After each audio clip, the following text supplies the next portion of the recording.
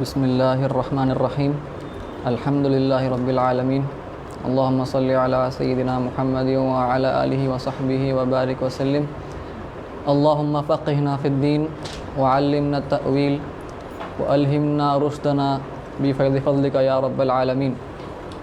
الحمدللہ ہم آج کی اس نشست میں عقیدہ طحاویہ اور حنفی فقہ کے تمہید اور مقدمے میں ہیں، ابھی بھی انہی مراحل میں ہیں۔ انشاءاللہ آج کوشش کریں گے کہ کتاب شروع کر دی جائے عقیدہ طحاویہ کی۔ تو درس کا آغاز کرتے ہوئے پھر عقیدے پر تھوڑی سی توجہ ڈال دیتے ہیں۔ بسم اللہ۔ کہ ہم اسلام دیکھے تھے اور ہم دیکھے تھے ایمان اور احسان۔ تو حدیث جبرائیل سے ہم کو یہ بات سمجھ میں آ رہی ہے کہ ہم سب سے پہلے ہمارا نام کیا ہے۔ اللہ تعالیٰ نے ہم کو کیا نام دیا ہے؟ مسلمان، مسلم۔ ہم کوئی فرقے سے نہیں جانے جائیں گے۔ لیکن پھر سوال اٹھتا کہ پھر آپ حنفی ہیں، شافعی اپنے آپ کو بولتے ہیں، تو وہ کس لحاظ سے بولتے ہیں؟ اپنے آپ کو مسلم بولنا چاہیے۔ تو وہ قرآن اور سنت کو سمجھنے کے لیے ایک منہج ہے، ایک اپروچ ہے، وہ علماء کی طرف سے علماء نے کوشش کی ہے۔ تو ہم اپنے آپ کو ہر ایک عالم کی طرف منسوب کرتے ہیں کہ ہم ان کے منہج پر چل رہے ہیں اور وہ بھی حق ہے، چاروں کے چاروں حق ہے۔ تو ہم کبھی بھی اگر کوئی ہم سے سوال کرے، سب سے پہلے تو ہم کو کہنا ہے مذہب ہمارا اسلام ہے، مسلم ہیں ہم۔ لیکن اگر آپ کو باریکی ہونا ہے کہ ہمارا نہج کیا ہے، ہمارا کس امام کی ہم پیروی کرتے ہیں، تو ہم کہیں گے اسلام میں کتنے ہیں؟ کون کون ہیں؟ حنفی، مالکی، شافعی یا حنبلی۔ تو اسلام کے حساب سے یا تو آپ یہ چاروں میں سے رہیں گے، ٹھیک ہے؟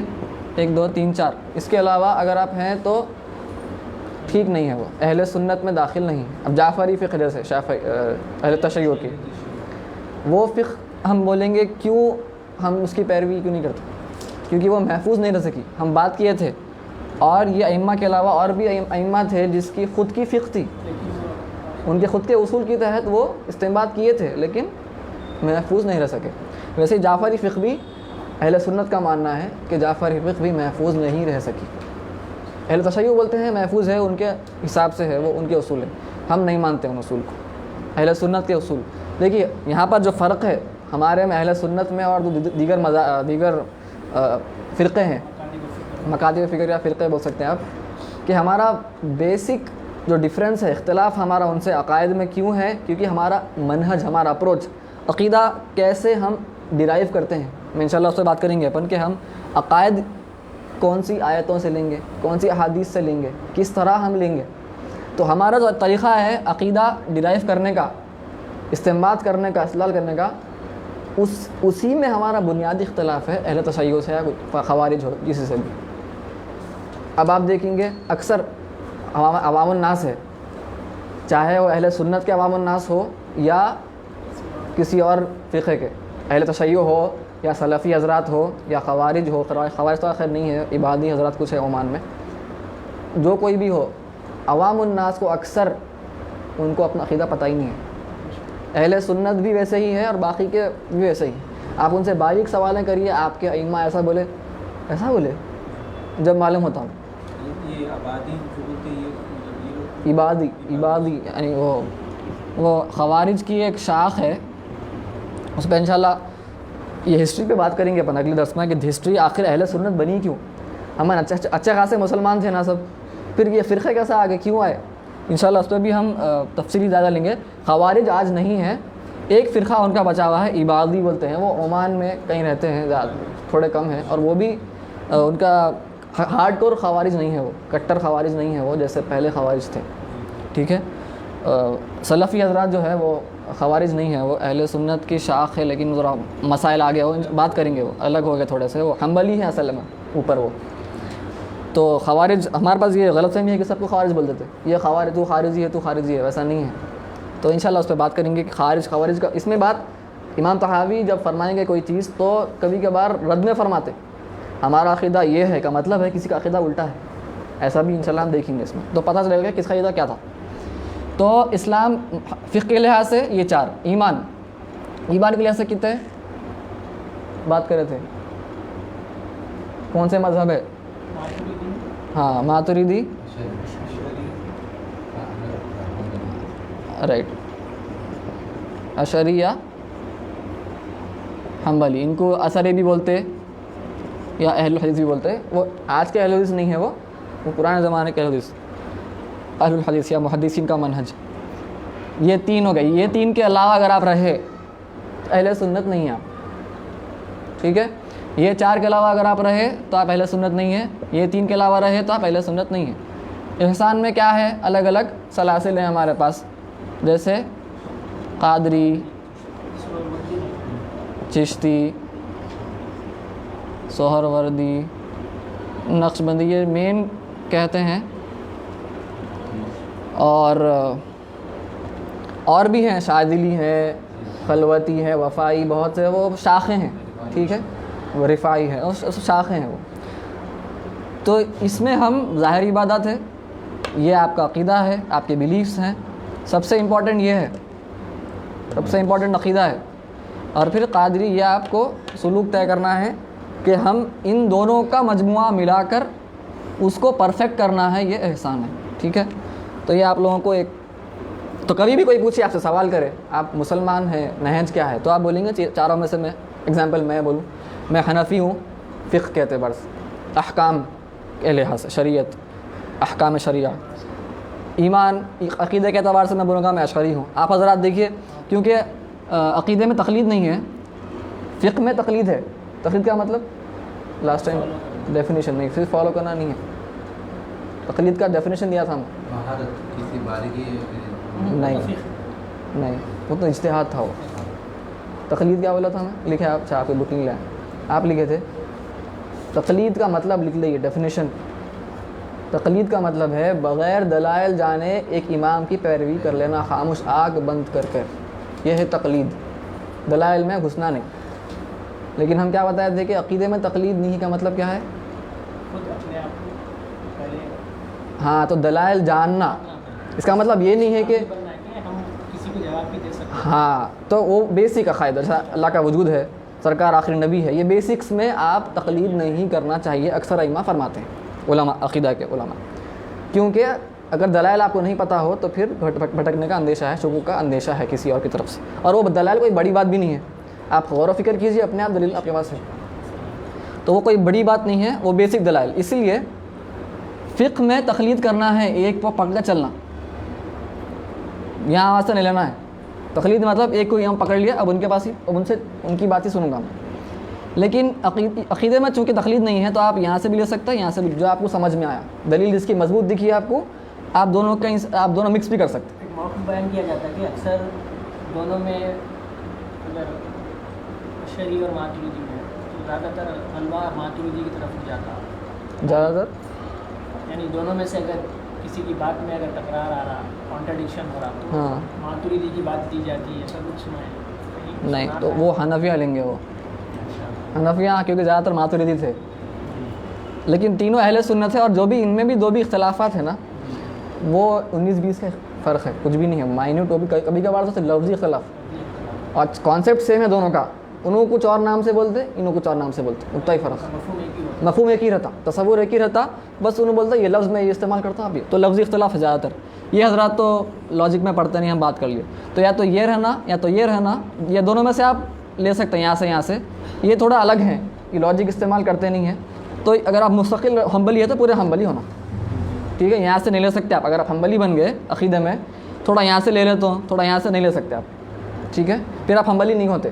غلط بات سے نہیں بول رہا ہوں میں, کر سکتے کرنے والا, پھر آپ حنبلی نہیں کہلائیں گے. اگر آپ اپنے آپ کو حنبلی بولے, میں عقیدے میں حنبلی ہوں, اور پھر آپ لاجیکل باتیں کریں گے, اللہ تعالیٰ کے وجود کے دلائل کی بات کریں گے, حنبلی حضرات سخت ناراض ہوتے ہیں اس سے, بات ہی نہیں کرنا بولتے, تو پھر آپ حنبلی نہیں رہے, آپ اب اشعری ماتریدی بن گئے آپ, ٹھیک ہے. تو آپ کو پتہ نہیں ہے عقیدہ, اس لیے آپ حنبلی بولیے اپنے آپ کو, لیکن ایکچولی آپ یہ دونوں ہیں. تو آپ ان دونوں میں سے لے سکتے ہیں، جو دلیل سمجھ میں آئی زیادہ بختی لگی آپ یہاں سے لے سکتے ہیں، اس میں تلفیق بولتے ہیں اس کو، تلفیق یعنی ایک یہاں تھوڑا یہاں سے تھوڑا یہاں سے تھوڑا لے سکتے ہیں عقیدے میں صرف، ٹھیک ہے.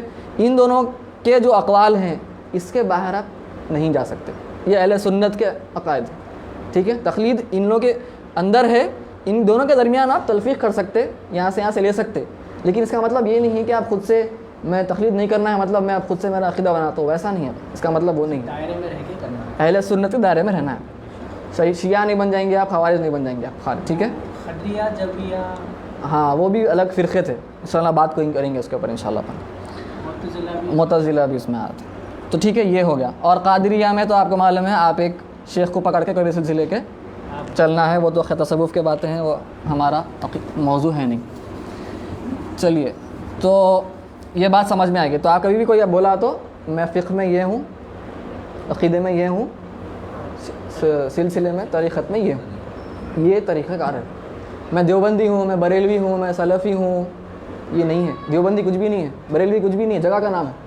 حیدرآبادی ہوں، میں حیدرآبادی ہوں بول سکتے نا، وہی ہے بریلوی دیوبندی. تو آپ کو کسی کا پوچھنا ہے کیا ہے آپ، تو ان سے سوال یہ کرنا آپ عقیدے میں کیا ہے، فقہ میں کیا ہے، یہ سوال ہوتا، اور سلسلے میں کیا ہے، ٹھیک ہے. تو اچھا عقیدے کی تھوڑی سی، عقیدہ پڑھنا ضروری کیوں ہے؟ ہم عقیدہ پڑھ رہے ہیں، آج تک زیادہ یہاں پہ بات نہیں ہوتی عقیدہ پڑھنے پر. تو عقیدہ پڑھنا کیوں ہے؟ کچھ حضرات ہیں جو بولتے ہیں عقیدہ نہیں پڑھنا چاہیے، اچھی بات نہیں ہے. وہ تصوف والے بیچارے اپنے آپ کو کہتے ہیں لیکن عقیدے سے بہت دور ہیں. تو نبی کریم صلی اللہ علیہ وسلم کتنے سال تبلیغ فرمائے؟ 23 سال. 23. تو ایک سمجھے یہاں پر اگر شروع ہوئی اعلان نبوت تو یہاں پہ 13 سال مکے میں، 10 سال مدینے میں. اچھا تو ہم زیادہ تر جو ہے تقریباً ہمارا فوکس جو ہے آج کل فقہ پہ رہتا نا، فقہ پہ رہتا، وہ بھی آج کل نہیں ہو رہا. لیکن عوام الناس کیا ہے فقہ سے زیادہ واقف ہے، وہ بھی ڈیٹیلس تو نہیں معلوم. تو فقہ جو ہم پڑھتے ہیں عقیدے سے ہم ناواقف ہیں، تصوف سے بھی ہم ناواقف ہیں، تصوف کا بھی کچھ الگ ہی معنی بنا دیا گیا ہے. تو اب یہاں پر دیکھیے آپ، سرکار فقہ ہم جو کر رہے ہیں، نماز کب فرض ہوئی؟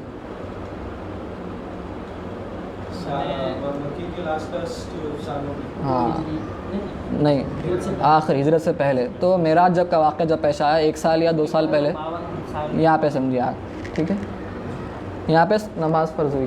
اس سے پہلے تو انبیاء تو پڑھتے تھے، سرکار پر تو فرض ہی تھی پہلے سے، عوام پر، امت پر. پھر زکوٰۃ اور روزہ، ہم اسلام کی بات کر رہے ہیں، روزہ، زکوٰۃ، حج، صلاۃ. ہجرت کے بعد کب؟ 2 میں، کریکٹ. 2 میں روزہ اور زکوٰۃ دونوں 2 ہجری میں ہوئے، ٹھیک ہے. پھر کیا بچا ابھی؟ حج کب ہوا فرض؟ بعد ہوا. فتح مکہ 8 ہجری ہے، 10 ہجری میں سرکار حج فرمائے تھے. تو آپ سمجھیے 10 ہجری یہاں پہ حج. کتنے پورے 5 ستون ہو گئے؟